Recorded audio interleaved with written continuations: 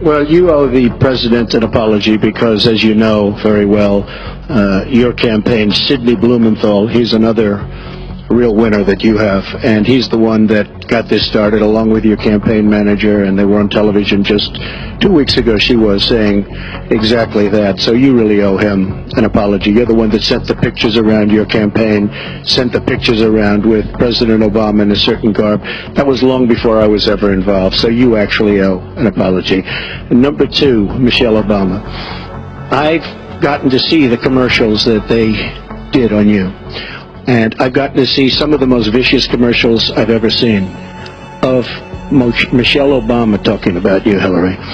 So you talk about friend, go back and take a look at those commercials. A race where you lost, fair and square, unlike the Bernie Sanders race where you won, but not fair and square, in my opinion.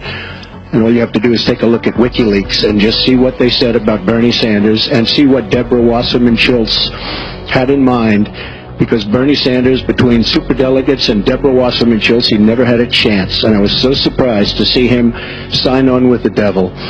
But when you talk about apology, I think the one that you should really be apologizing for, and the thing that you should be apologizing for, are the 33,000 emails that you deleted and that you acid washed, and then the 2 boxes of emails and other things last week that were taken from an office and are now missing. And I'll tell you what, I didn't think I'd say this, but I'm going to say it, and I hate to say it, but if I win, I am going to instruct my Attorney General to get a special prosecutor to look into your situation, because there has never been so many lies, so much deception.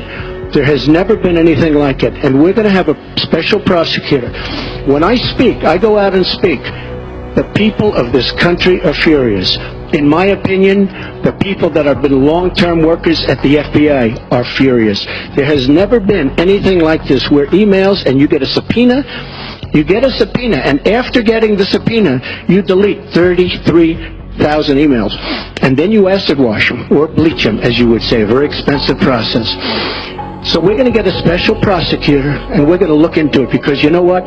People have been, their lives have been destroyed for doing 1/5 of what you've done, and it's a disgrace. And honestly, you ought to be ashamed of yourself. Secretary Clinton, I want to follow up on that. I'm going to let you talk about email. Because everything he just said is absolutely false, but I'm not surprised. Really? In the first debate, the audience needs to calm down here. I told people that it would be impossible to be fact-checking Donald all the time. I'd never get to talk about anything I want to do and how we're going to really make lives better for people.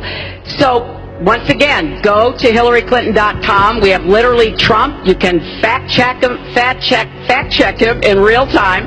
Last time at the first debate, we had millions of people fact-checking, so I expect we'll have millions more fact-checking because, you know, it's just awfully good that someone with the temperament of Donald Trump is not in charge of the law in our country. Because you'd be in jail. Secretary Clinton.